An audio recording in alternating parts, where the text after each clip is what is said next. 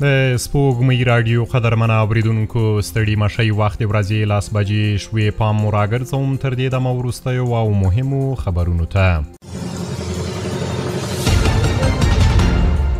قطر کې د افغانستان د سرپرست حکومت د سیاسي دفتر مشر سهیل شاهین دوحه کې د افغانستان لپاره د جاپان له سفیر تاکایوشي کورومایا سره لیدلی دي. شاهین پر خپل ټویټر باندې لیکلي چې په دې لیدنه کې له افغانستان سره د تعامل پر اهمیت، اوسنی وضعیت، بشري مرستو، د روږدو کسانو د درملنې، کروندګرو ته پر بدیلو پروژو او نورو موضوعاتو خبرې کړې دي.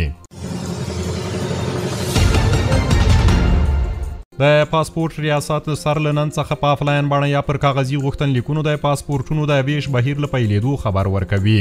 د دغه ریاست رئیس عبدالکریم حسیب وایي چې هیوادوالو ته د اسانتیاوو د رامنځته کولو او په بیړه د پاسپورت د ترلاسه کولو لپاره به دغه بهیر نن پیلوي.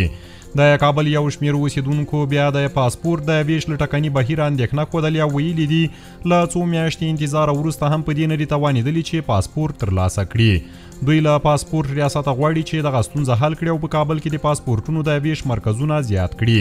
تر دې مخکې د دغه ریاست رئیس ویلي و چې د راتلونکو څو میاشتو په ترڅ کې به په کابل کې د پاسپورت د ویش نور مرکزونه هم جوړ شي. د ترانسپورت او هوایي چلن وزارت لخوا د کابل په هوایي ډګر کې د سوداګرو د انتظار خونه ګټې اخیستنې ته وسپارل شوه. د یاد وزارت مسؤلینو د دغو مراسمو په لړ کې د کابل هوایي ډګر د ننوتو دروازې د بنسټ ډبره هم کېښوده. د دغه وزارت مرستیال له سوداګرو او پانګوالو غواړي چې د هیواد د هوایي ډګرونو د ښکلا په برخه کې له یاد وزارت سره همکاري وکړي. اخوا د کابل د هوایي ډګر رئیس عبدالهادي محمد وایي اوس مهال د هیواد ګڼې برخې بیا رغونې ته اړتیا لري او د ټولو ګډه همکاري کولی شي چې په دې برخه کې ښې پایلې ورکړي. د ترانسپورت او هوایي چلن وزارت د معلوماتو له مخې اوس مهال په هیواد کې 27 هوایي ډګرونه فعال دي چې له منځه د کابل، مزار شریف، هرات او کندهار له هوایي ډګرونو بهرنۍ الوتنې هم کیږي. د ننګرهار ولایت په شیخ مصری ښارګوټي کې یو پانګوال د پلاستیکي بوجیو تولیدي فابریکه جوړه کړې چې په ښه کیفیت او لوړ معیار د ورځې شاوخوا 1000 بوجۍ تولیدوي. د دې فابریکې مسؤلین وایي پر فابریکه یې $1 میلیون پانګونه کړې ده. د دغه کارخونې مسؤلین دغه راز وایي لسګونه کسانو ته په مستقیم او غیر مستقیم ډول د کار زمینه برابره کړې. موږ خو اټکلاً په دې باندې $1 میلیون خرچه کړي او بوجۍ خو اوس بیا موږ تر 1000 بوجیو پورې ورځو جوړو.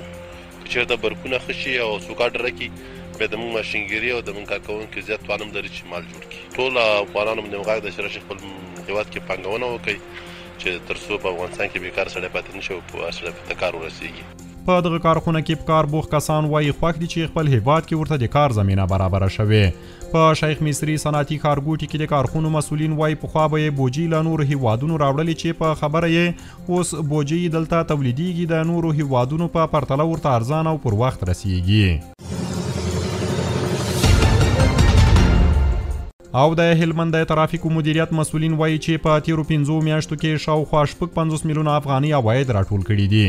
د ترافیکو مدیریت وایي د موټرو د ثبت او راجستر په 5 میاشتنۍ پروسه کې 1.0 موټر ثبت او راجستر کړي دي.